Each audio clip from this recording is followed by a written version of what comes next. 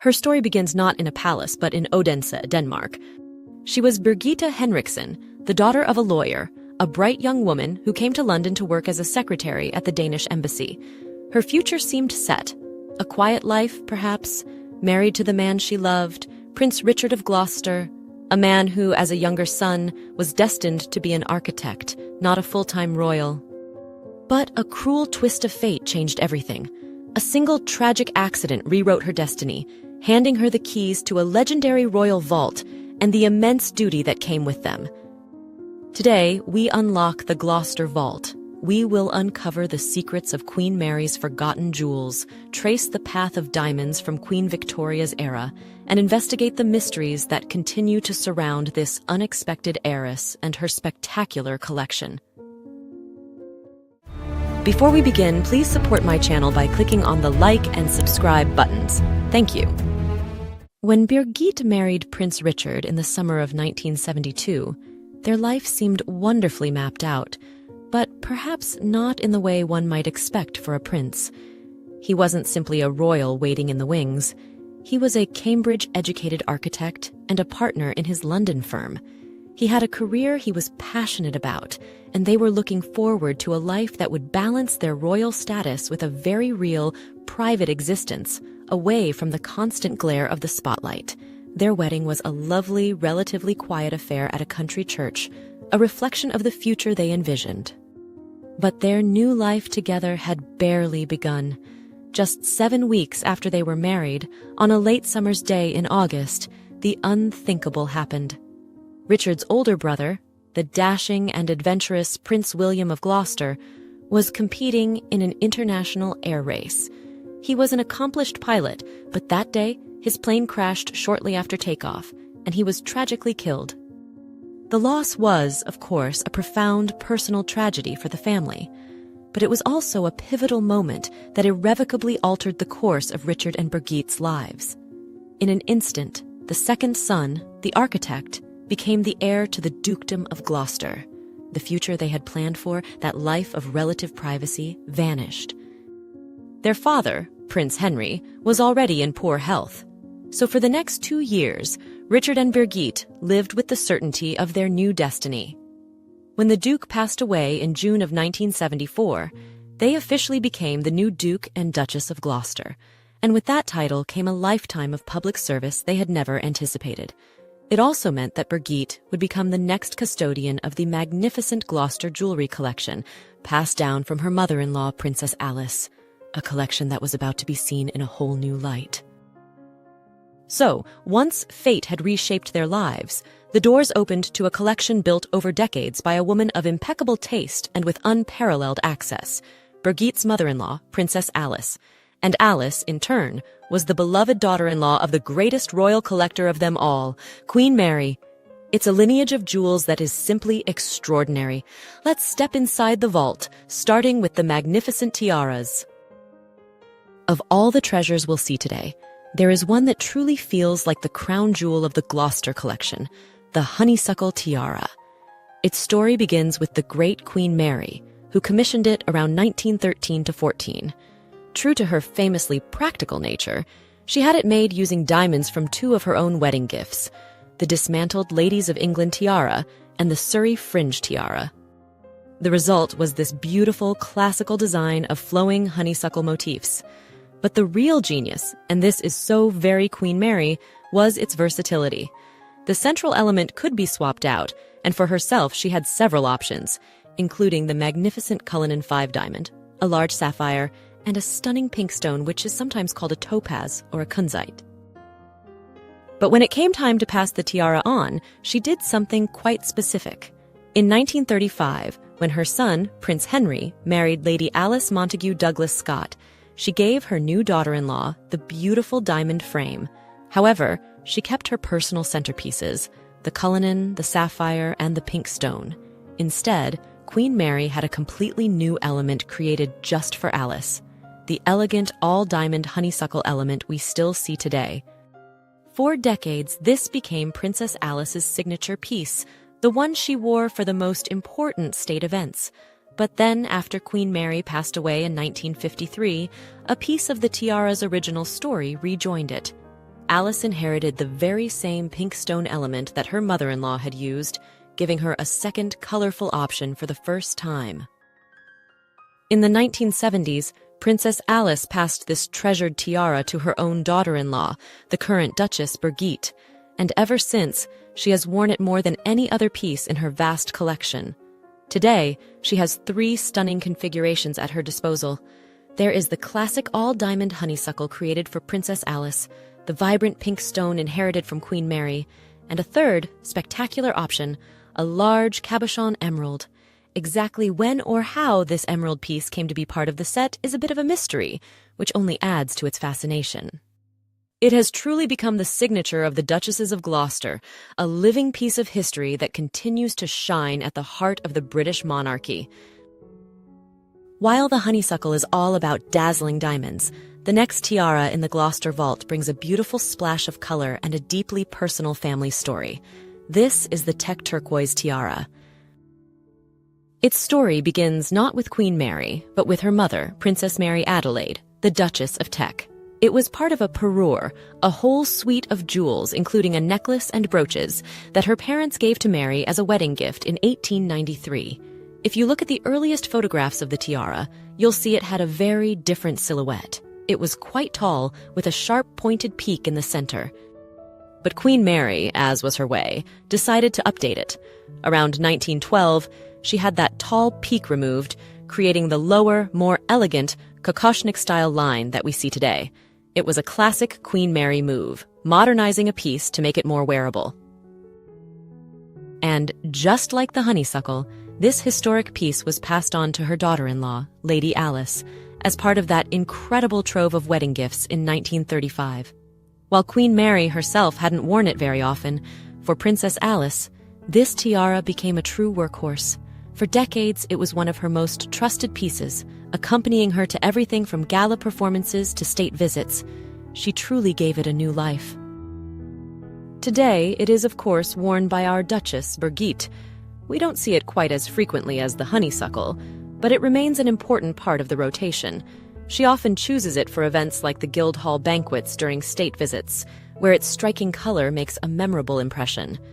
It's a wonderful splash of antique charm in the Gloucester collection, and a beautiful reminder that sometimes the most treasured heirlooms are the ones that connect a family generation to generation. So, we've seen tiaras that came straight down the family line, passed from mother to daughter-in-law. But the next one, well, its journey into the Gloucester collection was far more winding and unexpected. This is the spectacular Cartier India tiara. With its stunning design of diamonds, sapphires, and pearls, it looks like it has been in the royal family forever, but that's not its story at all. It was actually made by Cartier in 1923 for an American-born aristocrat, the Countess of Granard, who later returned it to the jeweler. Its royal life began in 1937, when it was bought by one of the most fascinating lesser-known royals, Princess Marie-Louise. She was Queen Victoria's granddaughter, a woman who, after her marriage was annulled, simply became Princess Marie-Louise of nowhere. She was a true character, famous for hiding sandwiches in her coronet during Queen Elizabeth II's coronation. Now, how did her tiara end up with the Gloucesters? Through a bit of classic Queen Mary foresight. She had suggested Marie-Louise be made godmother to the young Gloucester princes. As Princess Alice later dryly remarked, "Of course Mama must have known Cousin Louis would leave them her things." And she was right. When Marie-Louise died in 1956, she left this magnificent tiara to her godson, Prince Richard. Princess Alice, however, was not a fan. "Oh, the tiara," she said. "I can't wear it, it's too big, more like a mitre." So, for years, it sat waiting. When Birgitte married Prince Richard, this was expected to be the main tiara for the wife of a younger son. But after the family tragedy that made them Duke and Duchess, it became just one of several magnificent options. Today, it is worn by the Duchess, who occasionally brings out the piece at state banquets, or at the Guildhall banquets, which traditionally make up a part of a state visit to the United Kingdom. In recent years, the tiara has also been exhibited, notably as part of the major Cartier exhibitions held in Canberra in 2018 and London in 2025. From a tiara with a winding history, we turn to one with a much more direct path into the Gloucester collection. This is the Iva tiara, and its story begins, as so many of these do, with a wedding. Princess May of Teck married the future King George V in 1893. She was showered with gifts. Among them was this exquisite tiara, a gift from two prominent aristocrats, the Earl and Countess of Ivia, of the Guinness family. It's a beautiful, almost lace-like design of diamond scrolls and foliage in the fashionable Kokoshnik style. And it must have been a truly perfect design, because it achieved something very rare. It survived Queen Mary's ownership without being significantly altered or dismantled. For a queen who loved to tinker with her jewels, that was a high compliment indeed. She wore it throughout her life. After her death in 1953, the tiara was passed down to her daughter-in-law, Princess Alice, becoming another cornerstone of the Gloucester vault.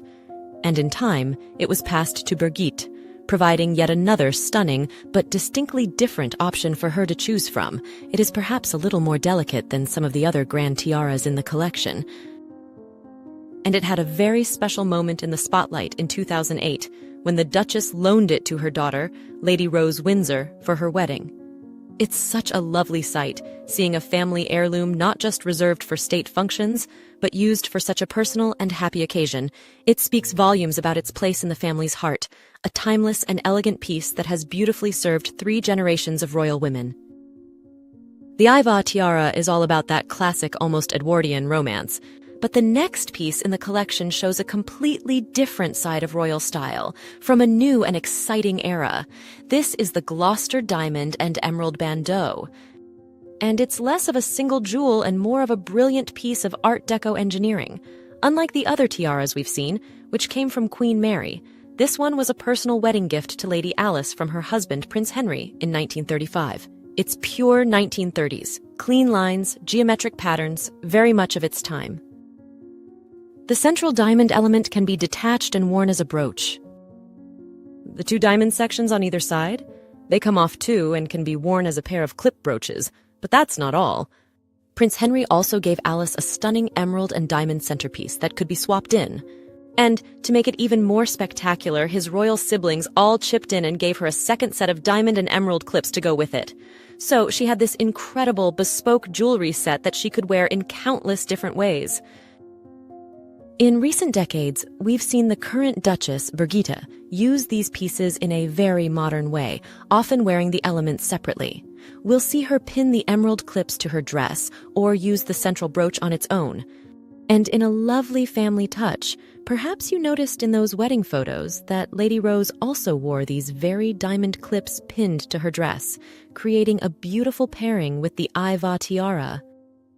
For a long time, the full bandeau wasn't seen in public, but then in late 2023, at a state banquet, the Duchess gave us all a wonderful surprise. She appeared wearing the complete bandeau in its full emerald configuration for the first time in decades. It was a stunning moment, a beautiful revival of an Art Deco masterpiece.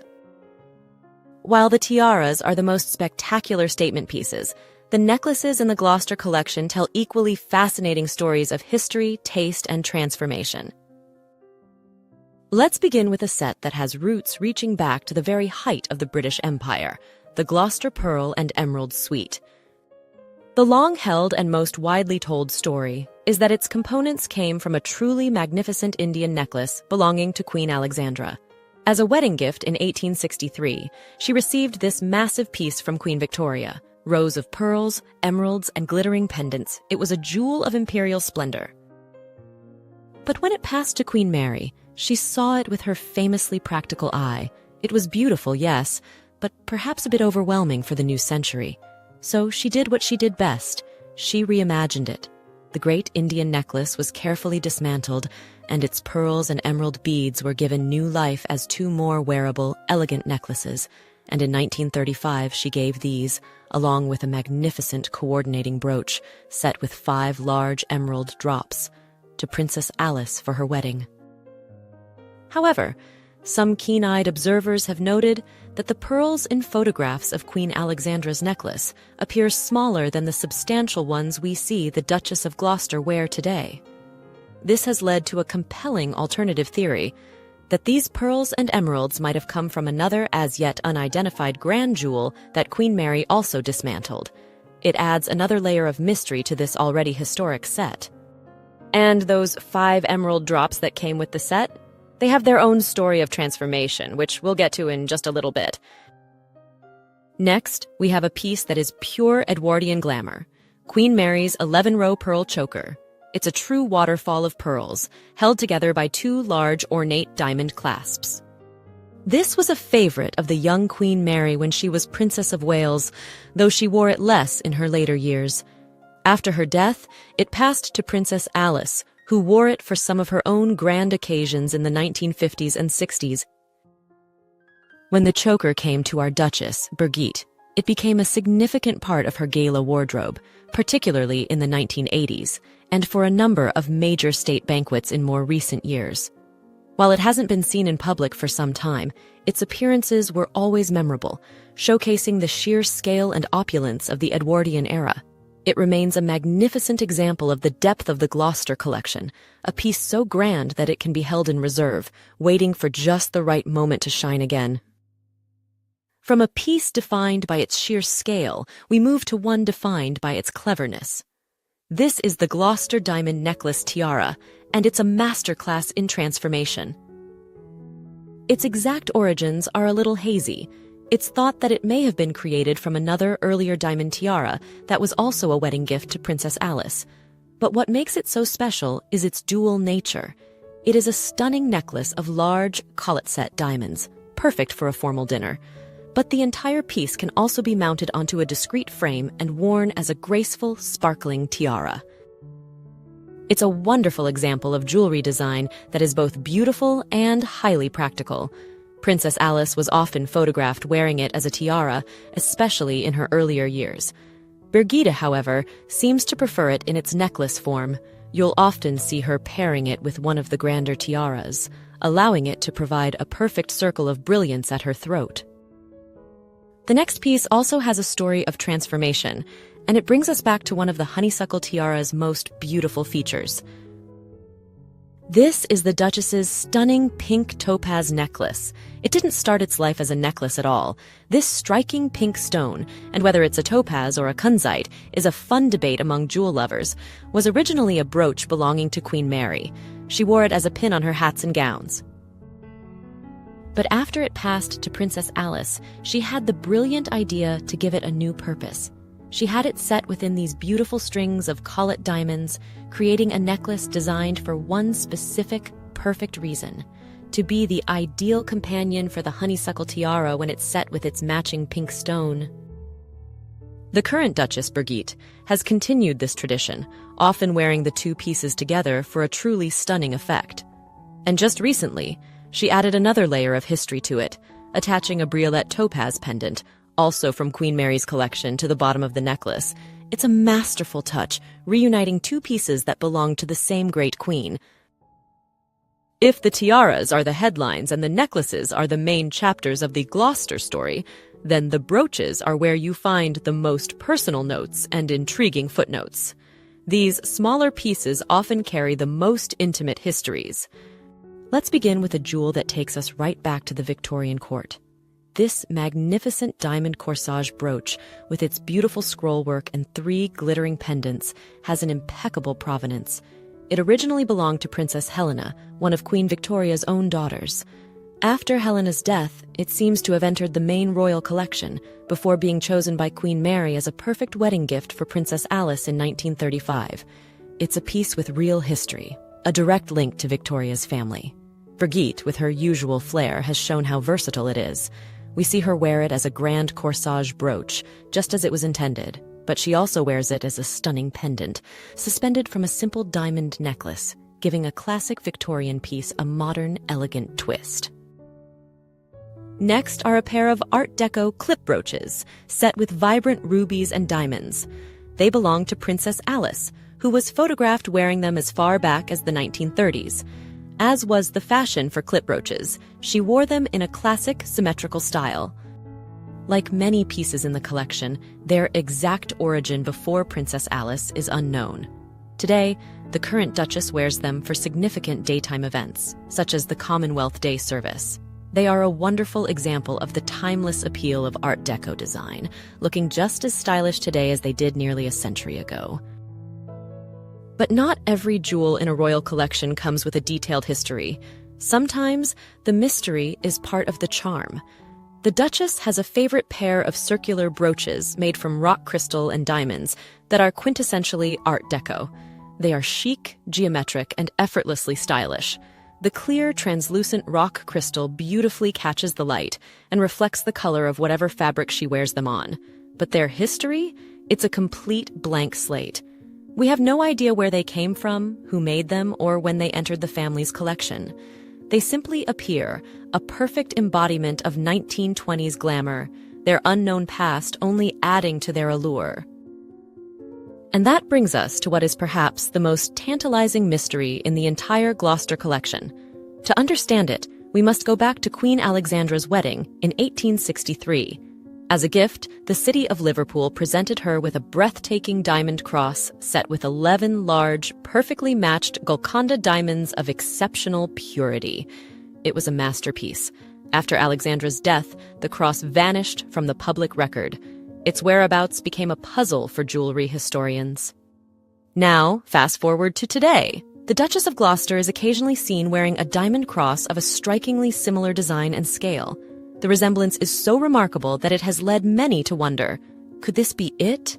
Could Queen Alexandra's lost Liverpool cross have quietly made its way into the Gloucester vault, hiding in plain sight all these years?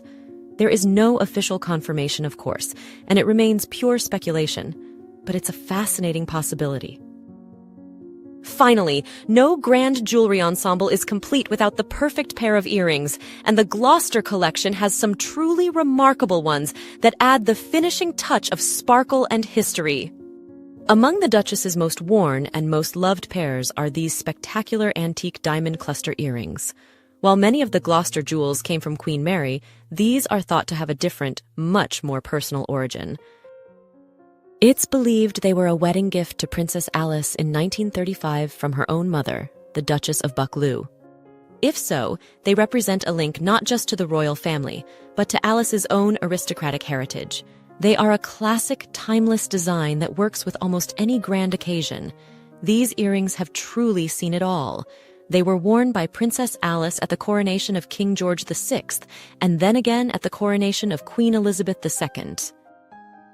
And in a wonderful, poignant continuation of that tradition, Birgitte chose to wear this same pair for the coronation of King Charles III, cementing their place as a witness to the history of 3 separate reigns.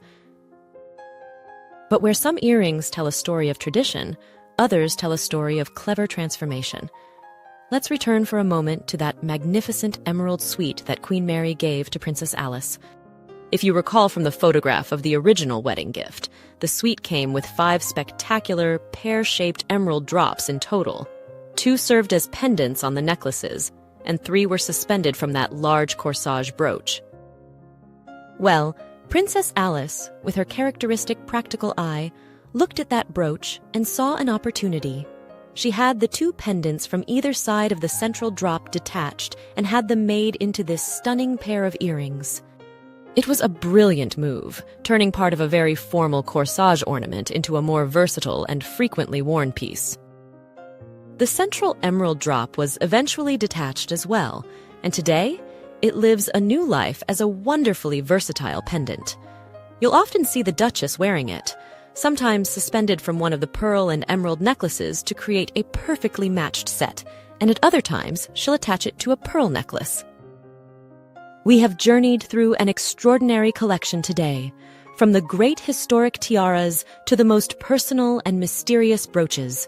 And yet, for a collection as deep and rich as the Duchess of Gloucester's, there are still so many other beautiful pieces we could have explored. What is so remarkable is how the Duchess carries the weight of all this history with such an easy personal elegance. She seamlessly blends priceless heirlooms into a modern royal wardrobe, always with a thoughtful touch that honors their legacy. She is the perfect custodian for this incredible treasure trove, a true unsung style hero of the royal family. Thank you so much for joining me today to explore the heart of this spectacular collection. I would love to know what you think. Do you have a favorite piece from the Gloucester vault? What are your thoughts on the Duchess's elegant style? Let me know in the comments below. And if you enjoyed this journey into royal history and jewelry, please consider giving this video a like and subscribing to the channel. It truly helps, and it means you won't miss our next deep dive into another fascinating royal collection.